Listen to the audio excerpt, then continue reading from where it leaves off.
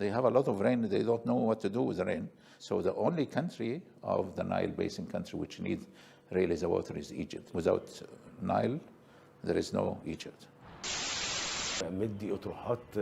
We've been very flexible in the talks. We're talking about the timing to fill the reservoir, which in comparison to the effect on Earth, it's incomparable. Water is a matter of life. We want development and electricity, which is their right, but it cannot mean we become thirsty and destroy our agriculture. So far, we've been following a patient policy. We're still hoping it will get results. Parce qu'il y a des réalités en Éthiopie que les Congolais ignorent. Le problème entre l'Éthiopie, le Soudan et l'Égypte, moi je suis au courant, le problème avec le Nil, mais les Congolais, on dirait qu'ils regardent ça de loin, ça ne les concerne pas, alors qu'on sait que dans quelques années, il va y avoir la guerre de l'eau au Congo parce qu'ils veulent détourner l'eau de la rivière Ubangi pour l'injecter dans le lac Tchad. En août 2024, l'Égypte fait envoyer 5000 militaires en Somalie pour les former au combat, en plus de faire livrer des armes. Depuis janvier 2025, l'ambassade d'Égypte fait envoyer des aides alimentaires au Congo-Kinshasa. Quel est le lien entre ces deux informations, me direz-vous? Un seul élément, le grand barrage de la Renaissance, le projet de barrage sur le Nil bleu construit par le gouvernement éthiopien.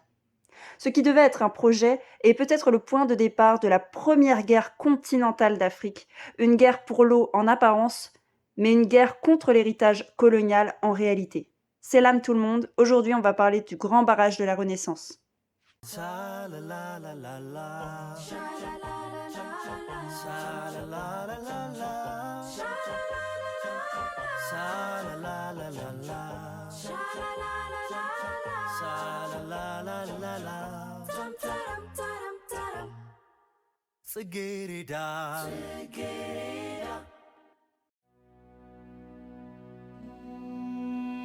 Tout d'abord, parlons un peu du Nil et de sa place en Afrique de l'Est. Le Nil est l'un des fleuves les plus longs du monde, parcourant environ 6650 km à travers 11 pays d'Afrique avant de se jeter dans la mer Méditerranée. Il faut bien comprendre que le Nil est composé de deux branches principales, le Nil blanc et le Nil bleu. Le Nil blanc prend naissance dans les grands lacs d'Afrique de l'Est, avec le lac Victoria en Ouganda, en Tanzanie et au Kenya. Il traverse ensuite le lac Albert, puis continue son chemin vers le nord à travers le Soudan et le Soudan du Sud. Le Nil bleu, quant à lui, naît en Éthiopie dans le lac Tana. Cette source a une importance particulière en Éthiopie, à la fois symbolique et spirituelle. Cette source représente 85% du débit total du Nil. À partir de là, le Nil blanc et le Nil bleu se rejoignent dans la capitale soudanaise Khartoum et fusionnent pour devenir le Nil principal, qui poursuit sa route vers le nord. Il va traverser le Soudan via plusieurs zones désertiques et à partir de là, il arrive en Égypte où il traverse le Caire et d'autres grandes villes. Le barrage d'Assouan régule son débit et forme le lac Nasser. Enfin, il va se jeter dans la mer Méditerranée. Comme je l'ai dit, le Nil est vital pour l'Égypte depuis l'Antiquité. Il apporte l'eau nécessaire à l'agriculture, à la boisson et à la vie. Sans lui, le pays serait un désert. Encore aujourd'hui, il fournit 90% de l'eau utilisée et fait vivre la majorité des Égyptiens installés sur ses rives.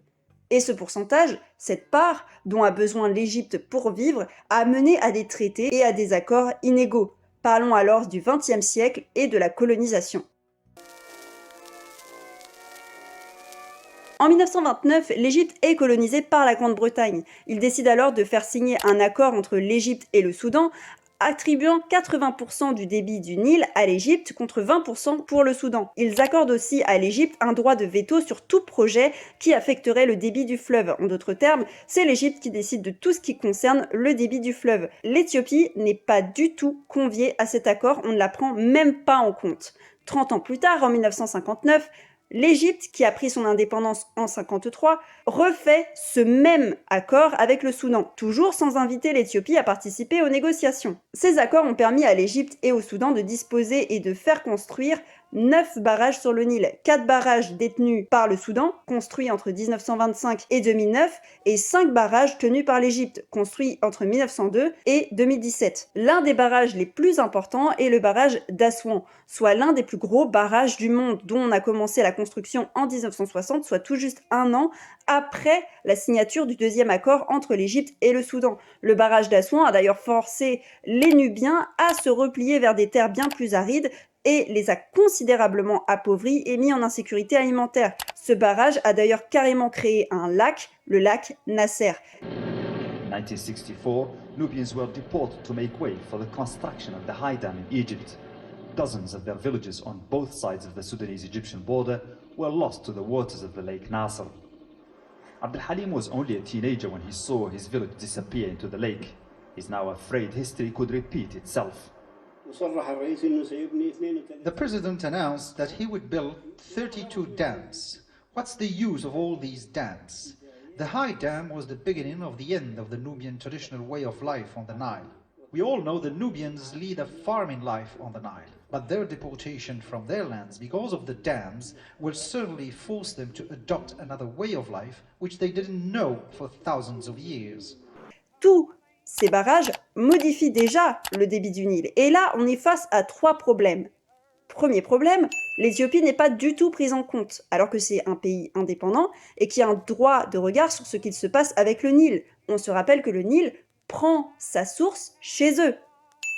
Deuxième chose, ça implique que les Éthiopiens ne peuvent pas disposer de l'eau comme ils le veulent, mais qu'ils doivent aussi d'abord demander à l'Égypte pour avoir un avis sur leur construction chez eux, sur leur propre territoire. Et 3, ça donne à l'Égypte presque tous les droits sur le Nil et le pays s'impose comme la seule puissance en Afrique de l'Est. Pour vous donner un ordre d'idée de l'absurdité de ces accords, appliquez cette logique à la France et au fleuve Rhône. Imaginez seulement que parce que le Rhône traverse la France et a un plus gros débit, la France décide de dicter à la Suisse ce qu'elle doit faire dans ses infrastructures, basé sur un accord que la France a signé sous occupation allemande. Accord que la Suisse n'a pas signé, mais puisque cet accord arrange la France, alors elle décide de l'imposer à la Suisse, alors même que la France n'est plus sous occupation allemande et que la Suisse n'est pas du tout concernée par cette occupation. Ça vous paraîtrait fou, non ? Et pourtant, c'est totalement comparable. Et ça, cet accord de 1959 n'a jamais été remis en question, ni par les Égyptiens, ni par les Soudanais. Il n'a jamais été question d'inclure l'Éthiopie ou n'importe quel autre pays dans ce traité inégal. Et au-delà de ça, l'Égypte brandit à l'heure actuelle, en 2025, cet accord signé pendant la colonisation comme une preuve que l'Éthiopie violerait leurs droits, accords auxquels ils n'ont pas été conviés, donc de facto, ils ne sont pas obligés de le respecter.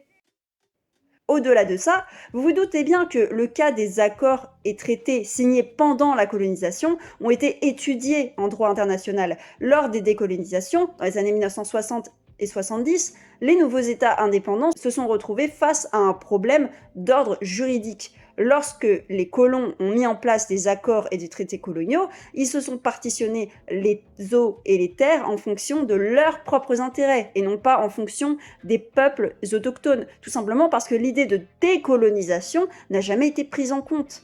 Les empires coloniaux ne pensaient pas du tout devoir se démanteler un jour, mais lorsque ces pays et tous ces peuples autochtones sont devenus indépendants, ils se sont posé la question: est-ce que les accords tiennent toujours, sachant que certains pays tirent bénéfice de ces accords et d'autres sont désavantagés? À partir de là, il y a eu 2 écoles, celle de la succession universelle et celle du clean state. La succession universelle, c'est la doctrine selon laquelle l'État successeur est tenu de respecter des obligations héritées. En d'autres termes, les accords tiennent toujours. Et celle du clean state, État vierge en français, affirme qu'un nouvel État souverain peut choisir librement ses engagements juridiques sans prendre en compte les accords coloniaux. En d'autres termes, on repart à zéro. En 1978, la Convention de Vienne des Nations Unies a tranché en faveur de la doctrine du clean state, à savoir le fait de laisser les nouveaux États choisir librement sans prendre en compte les accords coloniaux. L'article 16 dispose bien que un État nouvellement indépendant n'est pas obligé de maintenir ou de rejoindre un traité simplement parce qu'il était en vigueur au moment de l'indépendance. Donc en soi, les accords dont on parle sont doublement caducs pour les Éthiopiens. D'une, ils ne sont pas considérés, on ne les invite même pas à discuter de ce traité, donc c'est caduc. 2, ces accords ne tiennent pas devant une cour internationale, donc ils ne sont même pas tenus de les respecter. Autour du Nil, on trouve plusieurs organisations qui permettent aux différents pays de s'organiser. L'un des plus importants est le NBI, Nile Basin Initiative. Fondé en 1999 et basé à Etenbe, la capitale de l'Ouganda, elle comporte 10 pays et un pays observateur, à savoir le Burundi, la République démocratique du Congo, qu'on va appeler Congo-Kinshasa, l'Égypte, l'Éthiopie, le Kenya, le Rwanda, les deux Soudans, la Tanzanie et bien sûr l'Ouganda. Le pays observateur est l'Érythrée, qui est objectif puisqu'il n'a pas de mainmise sur le Nil. La NBI remplit deux fonctions principales, la coopération et la gestion des ressources en eau. La coopération dans le bassin, parce qu'elle sert de plateforme neutre pour une gestion collective et équitable des ressources du Nil. Et ensuite la gestion des ressources en eau, parce qu'elle renforce les capacités techniques et institutionnelles des États membres. Elle fournit des données scientifiques, des outils d'analyse, des systèmes d'alerte précoce pour une utilisation durable des ressources du Nil. Tous ces pays veulent mettre en avant un nouvel accord beaucoup plus équitable, où tous les pays du bassin du Nil seraient traités sur un même plan, à savoir les accords d'Étenbe. Les accords d'Étenbe signés en 2010 visent donc à redistribuer de manière plus équitable les eaux du Nil entre les pays riverains. Ces accords sont ce qu'on appelle des accords cadres, c'est-à-dire qu'ils posent, comme leur nom l'indique, un cadre, ils posent une structure juridique. Ce sont des règles auxquelles personne ne doit déroger pour la bonne entente et la bonne redistribution des eaux. Dans ces articles de loi, on peut mentionner que l'article 3 alinéa 12 dispose le principe du règlement pacifique des différends et l'alinéa 15 dispose le principe de sécurité pour tous les États du bassin du fleuve Nil. Dans la partie 2, à savoir droits et obligations, l'alinéa 1 dispose que les États du bassin du fleuve Nil utilisent les ressources en eau du système du fleuve Nil d'une manière équitable et raisonnable sur leur territoire respectif. En particulier, ces ressources en eau sont utilisées et développées par les États du bassin du fleuve Nil de manière à parvenir à une utilisation optimale et durable de ces eaux et à en retirer tous les bénéfices, tout en tenant compte des intérêts des États du bassin concernés et en garantissant une protection adéquate de ces ressources en eau. Chaque État du bassin a droit à une part équitable et raisonnable des utilisations utiles des ressources en eau du système du fleuve Nil et du bassin du fleuve Nil. Le reste de ces accords explique bien ce qu'il est attendu des signataires. Donc plusieurs pays d'Afrique de l'Est, dont l'Éthiopie, l'Ouganda, le Kenya, ont ratifié cet accord, tandis que l'Égypte et le Soudan s'y opposent fermement. Et on a vu pourquoi. En 2024, une deuxième version des accords, les accords d'Étenbe, sont signés. Mais la RDC n'a toujours pas signé cet accord. Retenez bien cette information. La RDC n'a toujours pas signé cet accord. Tout cela étant dit, on va parler de l'éléphant dans la pièce, le grand barrage de la Renaissance, construit par l'Éthiopie sur le Nil bleu. Dans les années 1950, la modernisation de l'Empire est au centre des préoccupations de l'empereur Haïlé Sélassié. Si ça vous intéresse, j'ai fait toute une vidéo là-dessus, je vous laisse aller la regarder, je vous la mets dans le petit i. Pendant cette période, l'empereur Haïlé Sélassié comprend que les ressources naturelles présentes en Éthiopie sont une véritable force, notamment le fleuve Nil et les différentes rivières. La question de l'hydroélectricité est centrale. Alors rapidement, qu'est-ce que l'hydroélectricité ? L'hydroélectricité a été découverte à la fin du 19e siècle et elle fonctionne en utilisant la force de l'eau pour faire tourner une turbine. Cette turbine est reliée à un générateur qui transforme l'énergie mécanique de l'eau en électricité. C'est une énergie renouvelable, qui est propre, qui est très utilisée dans le monde entier pour produire de l'électricité sans polluer l'air. Très souvent, elle est placée à côté d'une rivière ou d'un barrage pour la faire tourner. Cette compréhension de la part de l'empereur, on la voit notamment dans le discours qu'il a tenu le 28 mai 1958. Nous fournissons également la force vitale à notre industrie par la production d'électricité et favorisons enfin le développement des transports en préparant leur électrification. La croissance rapide de notre population et le rythme accéléré de notre expansion économique exigent la mise en œuvre rapide de ces programmes. Par exemple, dans la ville d'Addis-Abeba, où la capacité de production est très limitée, 47% de l'électricité produite est déjà consommée par des installations industrielles. Il est donc évident que l'ajout d'autres sources hydroélectriques apportera un élan considérable à notre potentiel industriel. L'empereur Haïlé Sélassié Ier va mettre en place plusieurs projets comme le barrage de Koka. Après la chute de l'Empire et du Derg, sous le mandat de Meles Zenawi en 2011, l'Éthiopie présente son projet, le grand barrage de la Renaissance. un barrage sur le Nil. Le but du projet est de produire de l'électricité pour sa propre consommation, certes, mais aussi de la vendre, et donc d'approvisionner les pays est-africains autour, comme Djibouti, le Soudan, Kenya ou encore l'Ouganda. Selon la présentation proposée par le ministère de l'eau, de l'irrigation et de l'électricité éthiopien à l'Union africaine en mars 2017, l'Éthiopie et le Kenya possédaient l'un des plus faibles niveaux de consommation d'électricité par habitant au monde, à peine 100 kWh par an en Éthiopie et 130 au Kenya. Pourtant, ces deux pays regorgeaient de ressources énergétiques naturelles, notamment hydrauliques. Mais le manque d'infrastructures modernes créait de véritables pénuries, ce qui rend l'électricité peu fiable et ce qui freine la croissance économique. Et pour y remédier, les Éthiopiens ont proposé un projet de connexion électrique régionale. On prévoyait en 2017 la construction d'une ligne de transmission de plus de 1000 km reliant la région Wolaïta en Éthiopie à Longonot au Kenya. L'idée est simple, exporter l'électricité produite par des barrages éthiopiens vers le Kenya qui dépend encore largement de centrales thermiques. Quel est le résultat attendu ? Moins d'émissions de CO2 et plus d'électricité pour soutenir la croissance. Et ce n'était pas tout. L'Éthiopie voulait aussi renforcer des connexions avec d'autres voisins, avec le Soudan notamment, avec une ligne de 230 kWh qui est déjà en service et une nouvelle ligne de 3000 kWh qui est déjà en préparation. Avec Djibouti également, avec le projet d'une deuxième ligne. Des accords sont également signés ou en cours avec la Tanzanie, le Rwanda, le Yémen et même la Somalie. Avec toutes ces ambitions, le but de l'Éthiopie était clair, devenir un hub énergétique régional pour un avenir plus vert et plus connecté en Afrique de l'Est. Or, la construction du barrage s'est faite en plusieurs étapes. En 2011, l'Éthiopie lance officiellement la construction du grand barrage de la Renaissance, qu'on appelle le GERD sur Internet. Très vite, des protestations se font entendre du côté égyptien et soudanais.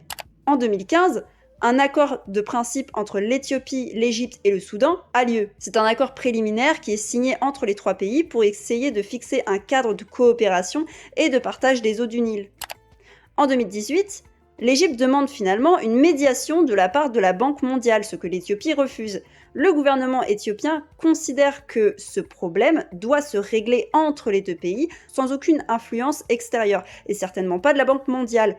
Il faut bien comprendre que la Banque mondiale investissait en 2018 près de 1,5 milliard de dollars en Égypte dans les secteurs de l'éducation, du développement du secteur privé, de l'inclusion sociale, mais aussi de l'énergie solaire. Demander une médiation de la part d'une banque qui pourrait être en conflit d'intérêts avec ceux de l'Éthiopie, qui veut miser sur l'énergie hydraulique, est assez particulier quand on y pense. En 2020, la construction est finalisée et l'Éthiopie procède au remplissage. Encore une fois, le remplissage va poser problème à l'Égypte et au Soudan. L'Éthiopie souhaite remplir le barrage en 4 à 7 ans. Sauf que l'Égypte veut étaler le remplissage sur plus de 10 ans, surtout en cas de faible précipitation. Et le but pour l'Égypte, c'est de se préparer à une réduction du débit du Nil. Sauf que l'Éthiopie veut mettre en service le barrage le plus vite possible, puisque ce barrage a quand même représenté des investissements extrêmement importants. Aucun accord formel n'a été signé sur ce calendrier, et donc les tensions sont en train de monter entre les pays. Entre 2021 et 2023, plusieurs tentatives de négociations sont organisées sous l'égide de l'Union africaine, mais elles échouent à trouver un accord définitif. En octobre 2024, un deuxième accord est signé à Etenbe, l'accord dont je vous parlais tout à l'heure, en Ouganda, entre 6 pays du bassin du Nil, pour une utilisation équitable des ressources du fleuve. L'Égypte et le Soudan rejettent fermement cet accord parce qu'ils craignent une menace sur leurs ressources en eau. They have a lot of rain, they don't know what to do with the rain. So the only country of the Nile Basin country which needs really the water is Egypt. Without Nile, there is no Egypt. We've been very flexible in the talks. We're talking about the timing to fill the reservoir, which in comparison to the effect on Earth, it's incomparable. Water is a matter of life. We want development and electricity, which is their right, but it cannot mean we become thirsty and destroy our agriculture. So far, we've been following a patient policy. We're still hoping it will get results. Quand on lit les journaux arabes comme Arab News ou El Jazeera, on pourrait avoir l'impression que les Éthiopiens sont des grands égoïstes, on les accuse d'avoir construit leur barrage par surprise juste pour produire leur électricité, sans penser aux pauvres Égyptiens qui risqueraient de manquer d'eau et de nourriture. Mais ce genre de résumé est beaucoup trop simple et manichéen. Ce que beaucoup de gens oublient dans cette affaire, c'est le contexte politique de l'Égypte en 2011. L'année 2011 marque la révolution égyptienne. Le président Hosni Moubarak, au pouvoir depuis 30 ans, est renversé. Cela libère le peuple, mais plonge le pays dans l'instabilité politique. Plusieurs gouvernements se succèdent, les institutions sont désorganisées et les décisions sont difficiles à prendre. Certains disent que l'Éthiopie a lancé la construction du barrage pendant cette période exprès pour profiter du chaos en Égypte. Mais en réalité, c'est l'Égypte qui a demandé un délai pour les négociations, en espérant garder un droit de regard sur le projet. Dans certains médias, on lit que l'Égypte est restée constante dans ses demandes depuis 2011.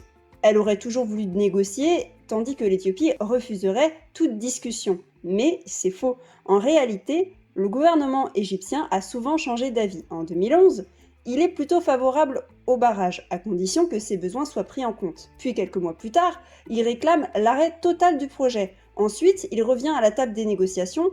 Et enfin, en 2024, l'Égypte commence à agir de façon beaucoup plus agressive en soutenant militairement les ennemis de l'Éthiopie, comme certains groupes en Somalie. Ce qu'on observe, c'est que l'Égypte a eu une attitude très instable, ce qui est très difficile à suivre pour les autres pays. Contrairement à ce qu'on entend souvent, l'Éthiopie a accepté de discuter. Elle a même laissé le temps à l'Égypte de se réorganiser. Par exemple, dans un rapport de la CIA publié sur Wikileaks, vous aurez le lien en description, on apprend que, en avril 2011, après la chute de Moubarak, une délégation égyptienne se rend en Éthiopie. Elle demande un délai pour que le nouveau gouvernement puisse se mettre en place, l'Éthiopie accepte, et les deux pays conviennent même que des experts internationaux viennent étudier l'impact du barrage du Nil.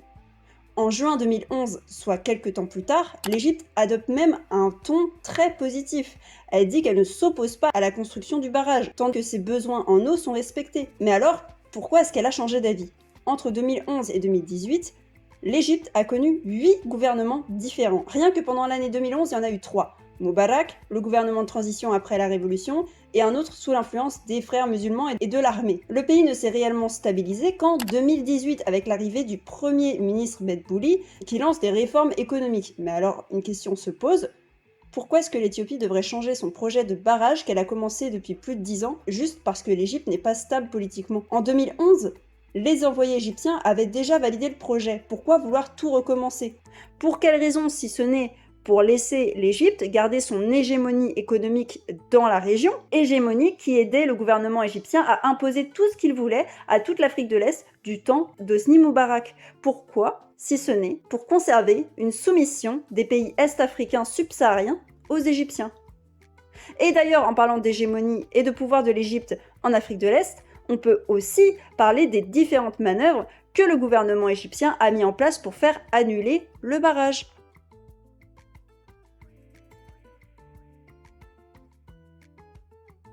Le premier, et non des moindres, c'est le fait que le gouvernement égyptien a quand même empêché le gouvernement éthiopien de recevoir des financements pour tout son projet de barrage.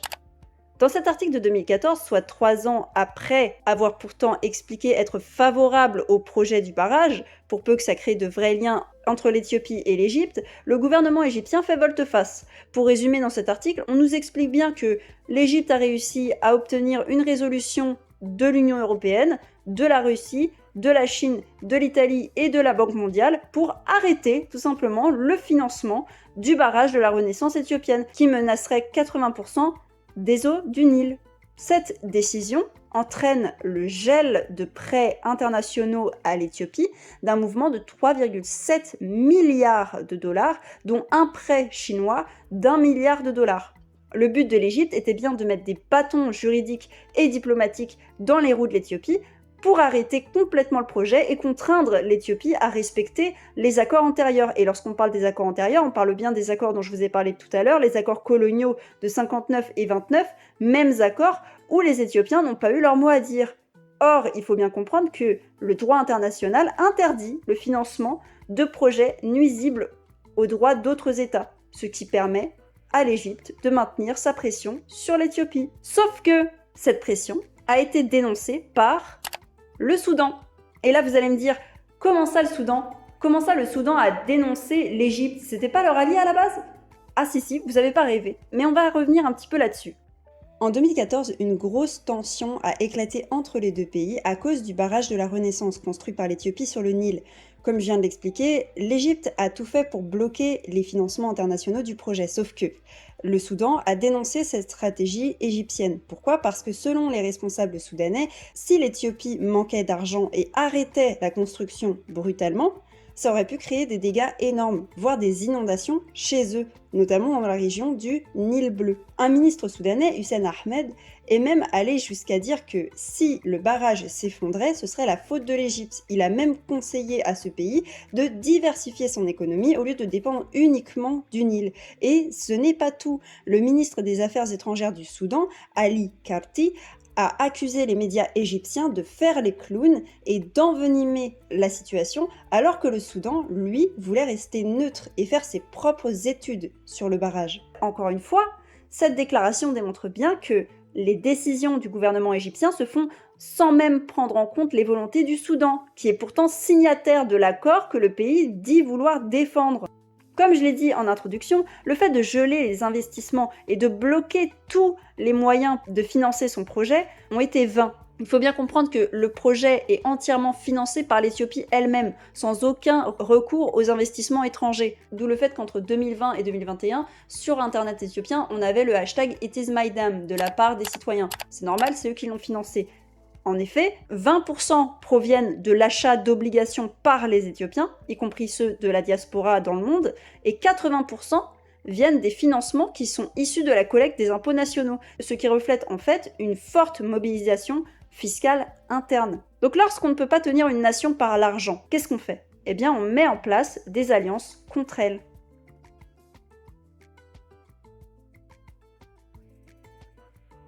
Je vous en avais déjà parlé dans ma vidéo sur l'année 2024 en Éthiopie, mais l'Éthiopie s'est rapprochée de la région Somaliland pour avoir accès à l'eau. Voici quelques extraits de ma vidéo, mais vous pouvez aller directement la voir, je vous la mets dans le petit i. Alors, concentrez-vous parce qu'on va parler de la question du Somaliland.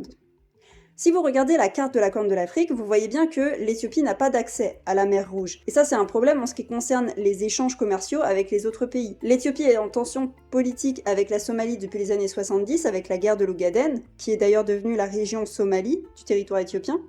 La Somalie refuse donc l'accès à la mer. L'Érythrée est en tension politique avec l'Éthiopie depuis la guerre de 98, qui s'était soldée en 2000 avec une rupture des relations diplomatiques. Alors certes, ces relations ont commencé à reprendre peu à peu depuis les années 2020, mais l'Érythrée refuse toujours l'accès à la mer. Le seul pays qui permet l'accès à la mer, c'est donc Djibouti, qui est son premier partenaire et qui a donc le monopole. Or, le gouvernement éthiopien considère que les coûts demandés par Djibouti sont beaucoup trop élevés et qu'il y aurait de la corruption au sein de l'administration du port, notamment impliquant son président Aboubaker Omar Hadi. Par ailleurs, l'Agence américaine pour le développement international a signalé des détournements de l'aide alimentaire stockée à Djibouti.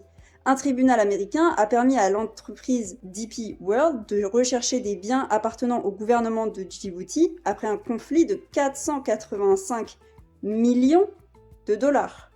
Cette enquête a démontré que 338 organisations étaient liées à l'État de Djibouti et elles pourraient être utilisées pour cacher des richesses de manière secrète grâce à des entreprises fictives. Et ça, ce gros scandale de corruption dévoilé en 2023 a motivé le gouvernement éthiopien à trouver d'autres partenaires commerciaux, ce qui nous amène au début de l'année 2024 au Somaliland. Alors, pour ceux qui ne savent pas, le Somaliland est une région de la Somalie qui abrite environ 6 millions de personnes en 2024. La plus grande ville de la région est Hargeisa. Les Somalilandais sont en écrasante majorité musulmans, mais ils parlent le somali, l'arabe et l'anglais, l'ancienne langue coloniale. Ils possèdent le port de Berbera et vivent en majorité du commerce de bétail et du tchad, une plante locale utilisée de façon récréative.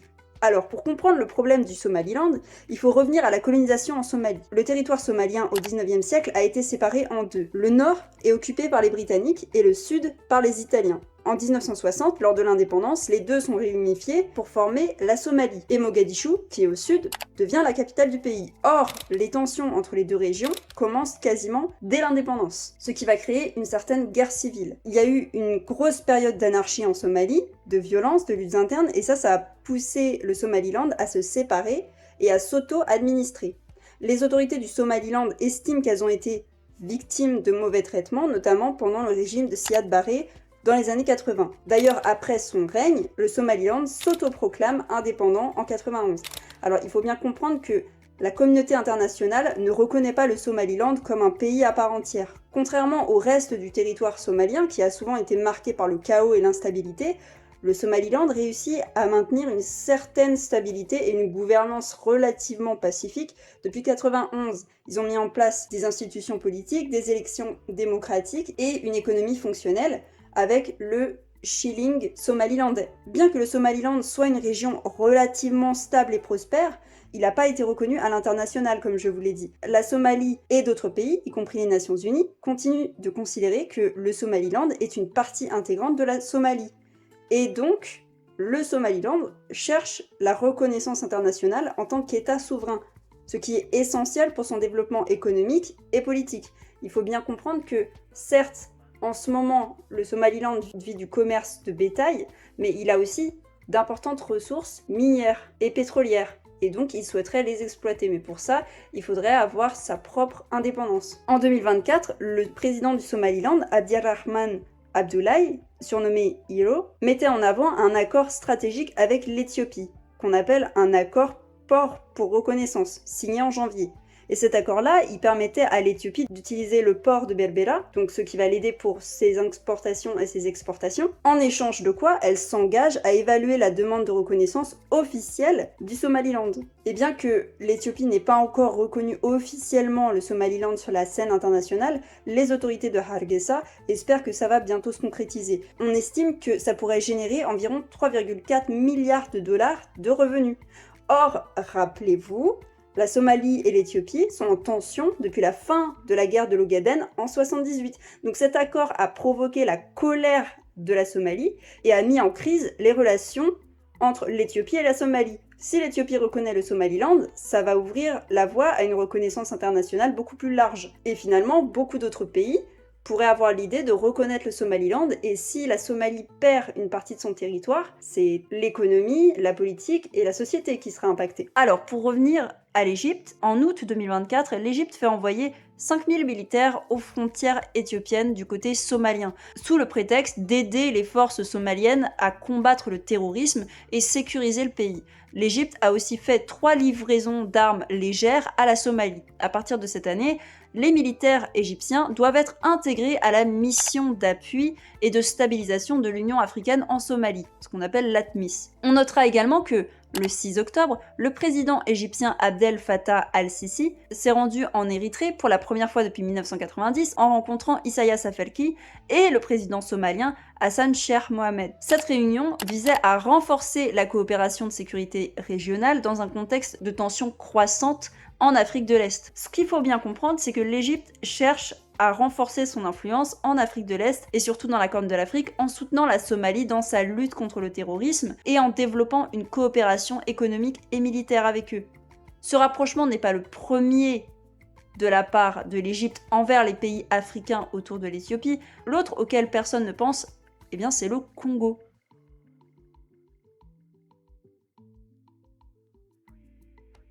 Vous n'êtes pas sans savoir ce qu'il se passe actuellement au Congo, mais résumons quand même un peu la situation. Le conflit au Congo-Kinshasa est un conflit complexe qui dure depuis des décennies, marqué par des violences, des luttes pour le contrôle des ressources naturelles et des tensions ethniques.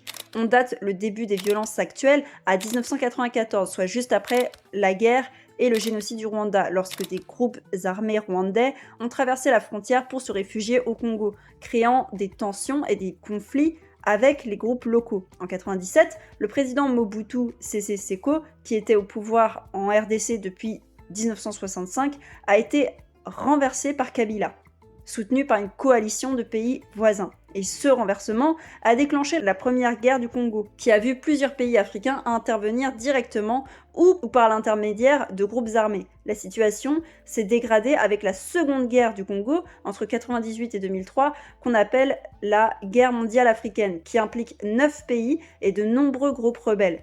Ce conflit a été alimenté par la compétition, comme je l'ai dit, des ressources naturelles, comme les minéraux, le cobalt, etc., et par les rivalités politiques et ethniques. Bien que la guerre officielle ait pris fin en 2003, les violences ont continué dans l'est du pays, particulièrement dans les régions du Kivu, avec la présence de nombreux groupes armés locaux et étrangers, le M23 dont on parle souvent sur les réseaux sociaux. Le conflit a provoqué en tout presque 6 millions de morts, principalement à cause des violences, des maladies, de la famine. Les civils ont été particulièrement affectés avec de nombreux cas de viols de guerre et de déplacements forcés. La situation reste fragile avec des affrontements réguliers entre l'armée congolaise et les groupes armés et une aide humanitaire insuffisante pour répondre aux besoins de la population.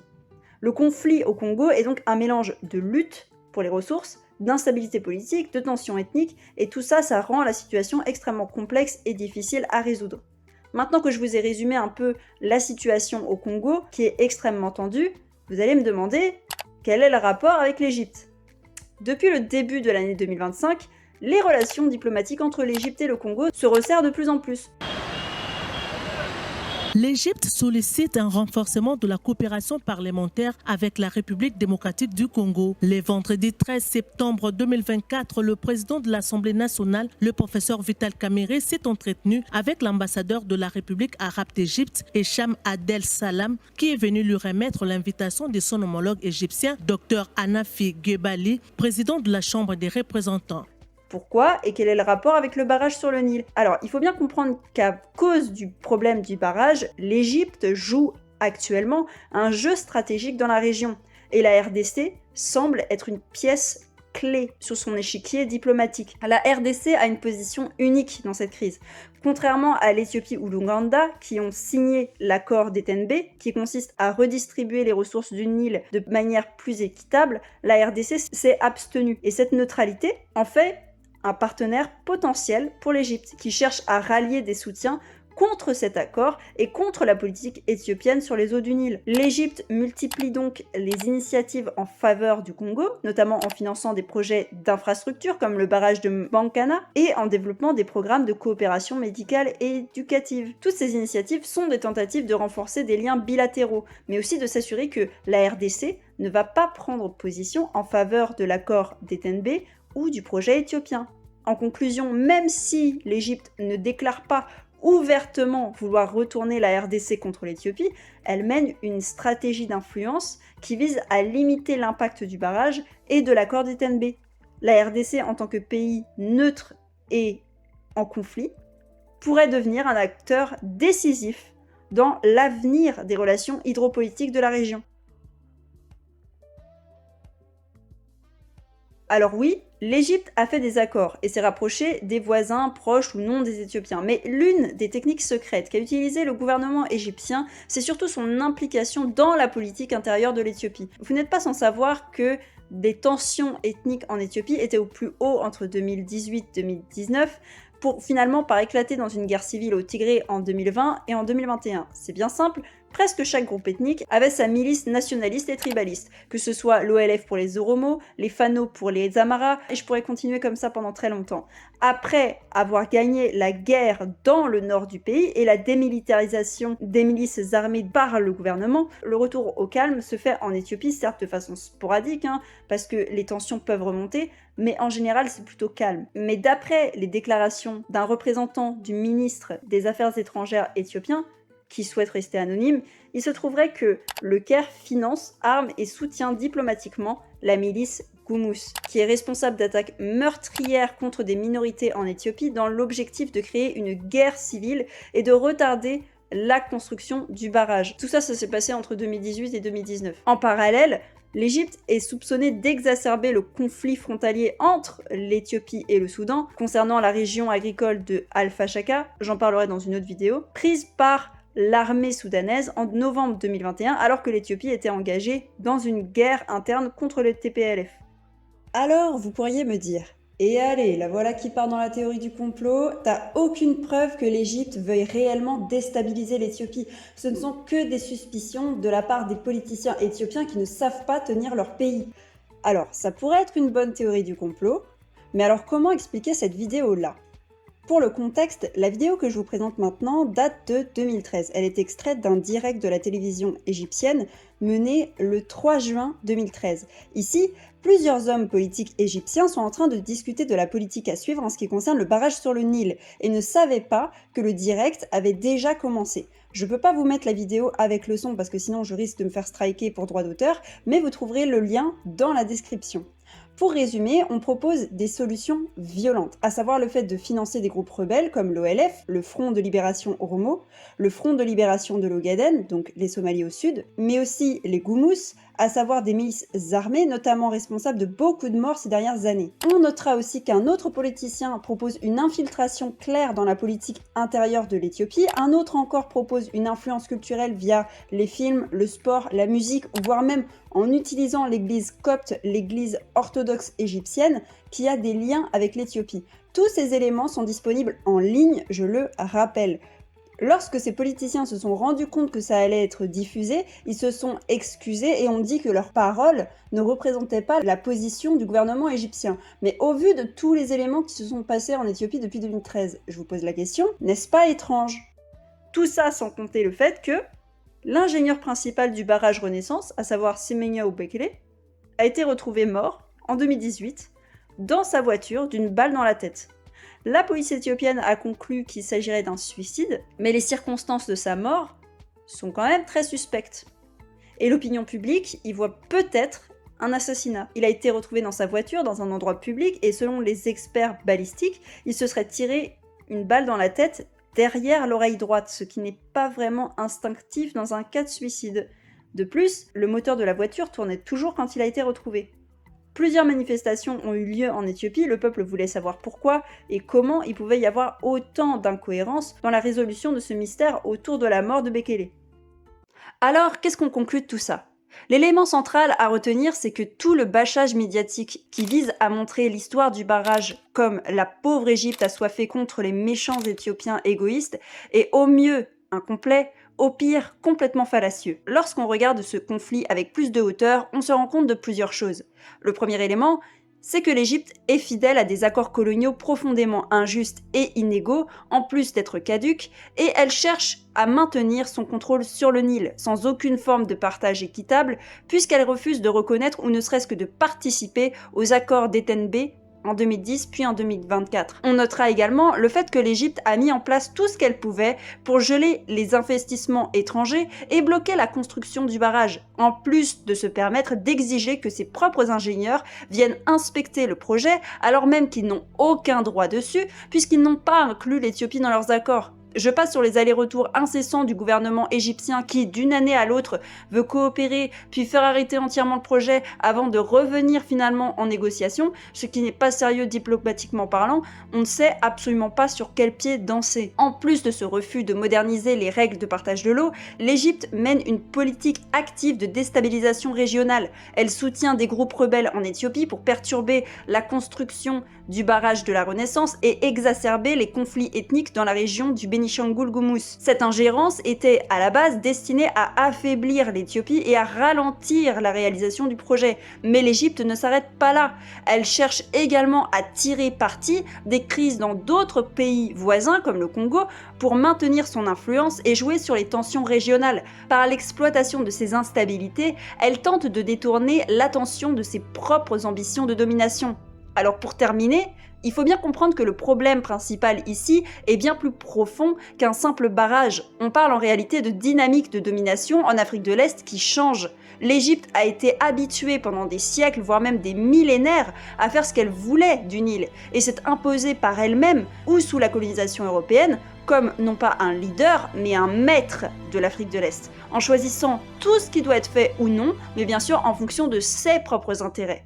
L'Égypte doit accepter que le monde évolue et que l'Afrique de demain ne pourra pas se construire sur des bases d'accords coloniaux déséquilibrés. D'autres nations de la région aspirent à une gestion plus équitable du Nil. Qu'on soit bien tous d'accord, toutes ces méthodes, la division, le chantage par l'argent, l'alliance avec des pays avec qui on est en conflit, toutes ces méthodes sont héritées de la colonisation européenne. Le barrage de la Renaissance est bien plus qu'un projet énergétique, il représente un symbole du renouveau africain, où les États du bassin du Nil revendiquent leur souveraineté et leur droit au développement. L'Égypte doit comprendre que la coopération, qui quand même lui a été proposée plusieurs fois, sera le seul moyen de garantir la paix et la stabilité dans cette région cruciale pour l'Afrique.